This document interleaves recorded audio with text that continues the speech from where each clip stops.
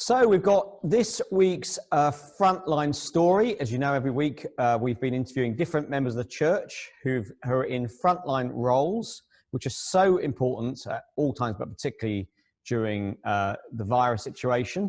And I'm really pleased this week to be joined by Jonas Kurkalang. I'm sure most of you know Jonas. Jonas and his family, Urmila and Samara, joined us a couple of years ago now, wasn't it? When Urmila started her ordination training. And it's hard to imagine life at St Matthew's without you being part of our church. It's been great that you've joined us. So welcome, and we're going to hear a little bit about Jonas's story, his work, and how he's been impacted by the coronavirus situation. So welcome, Jonas. And the first thing I wanted to ask you is just to tell us what your job actually is. And what do you enjoy about it in normal times?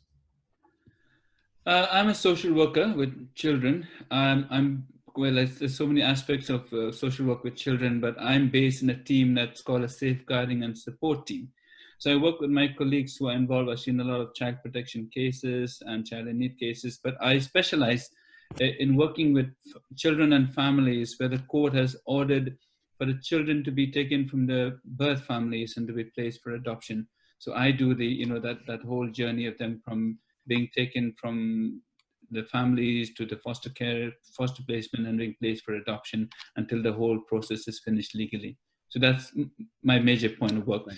In normal time, to say enjoy, it's rewarding in many times from my work because I do get a lot of joy in finding the right families or what I feel is the right family for a lot of these children.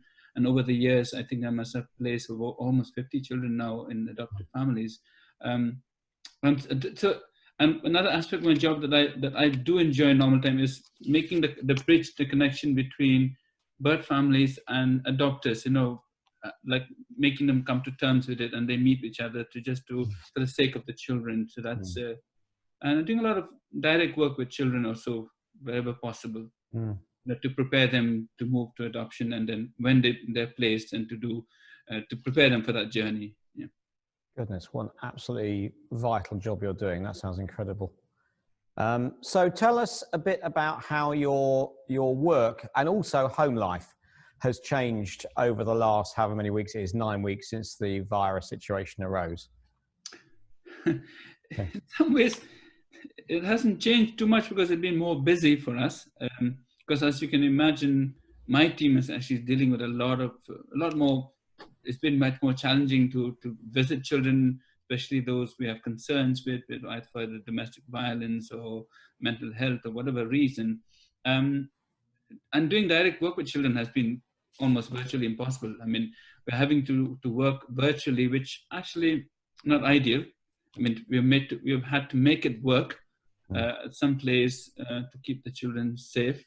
So it's been a lot of most like risk management rather than more work. So, but in my case, it has been a mixed bag of things. Like it's been on a practical level, there's a lot of space in the office because only 3 teams are there in the whole building, which is great. There's a lot of parking space, which is also another bonus for us.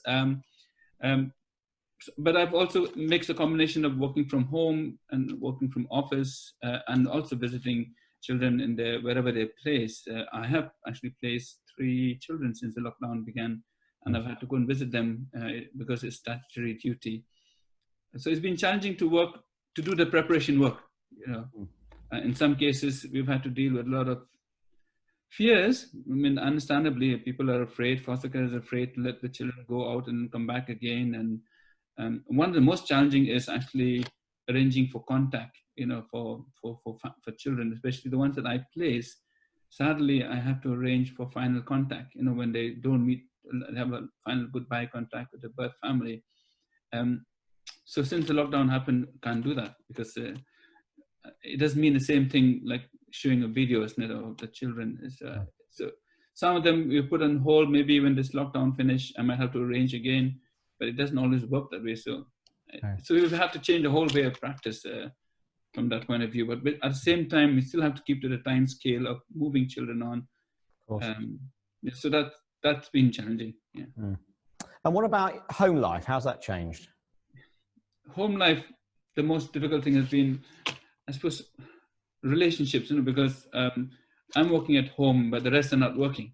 I mean, they're not working. I mean, they're not going anywhere. So, but whereas I go in and out. So, first of all, there's that fear always of that I might be bringing something.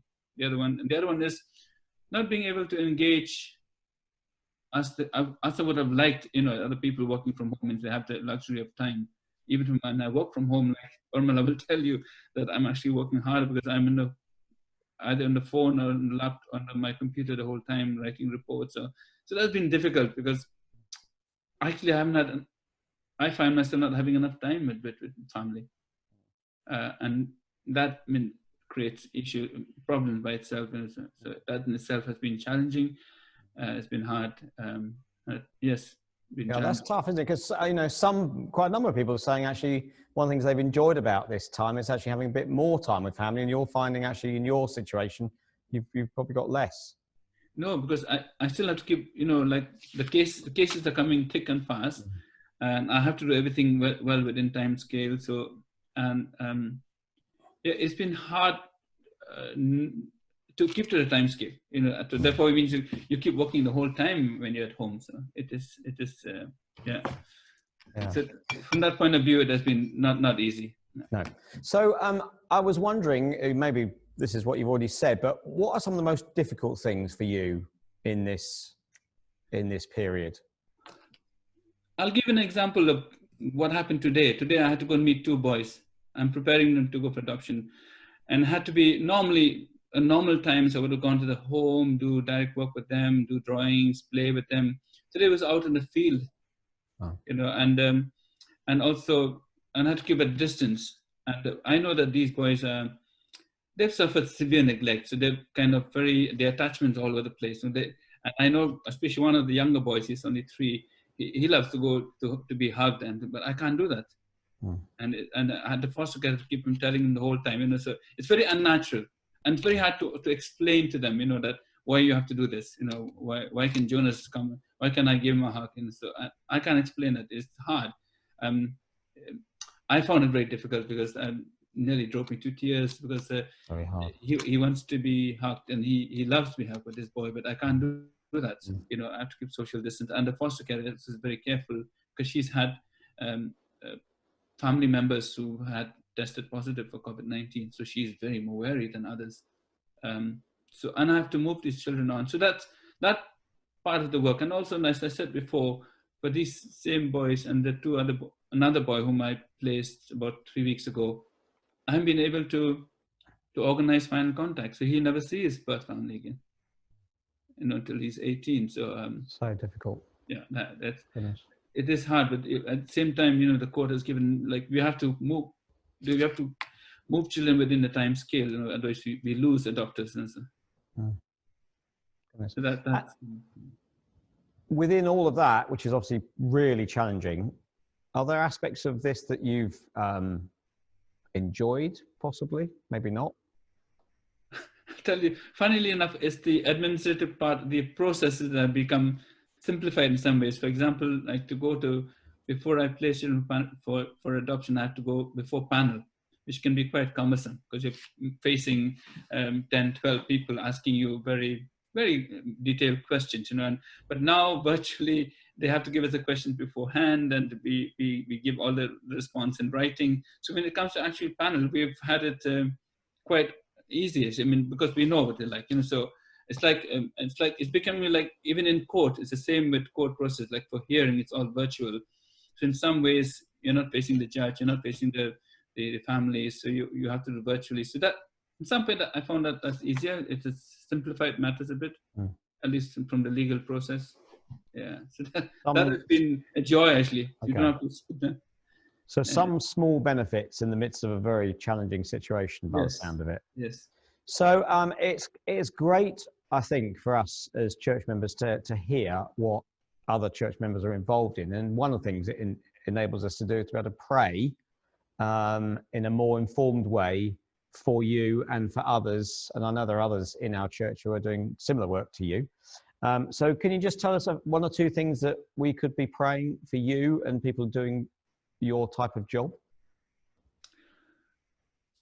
I'd like to pray first, not for myself, but for families, especially for both birth families and adopted families, and for the children. For that, that whatever we're doing, in all our wisdom and all our thing, that they're in the right place where they should be. And for us, for myself, I like to pray that we don't get burned out. That especially for family life, be made possible. To be actually be strengthened, because we work so much with families, and very often we kind of neglect our own families. And so I like prayers for that. Thank you for that. Thank you, Jonas. So, well, I do hope that everyone listening to this will hear that and will be praying for you, for your colleagues, for the families you're working with, and for others doing similar work who are in our church and around the country, doing an amazing job caring for some of the most vulnerable children, and doing it in a way that cares for the wider families that are involved as well. So thank you ever so much. Thank you for giving your time. I know at the end of a really difficult day that you've had, and a busy day, and may God continue to bless you and give you strength in doing this job. So thanks ever so much, Jonas. Thank you, Richard. Thank you.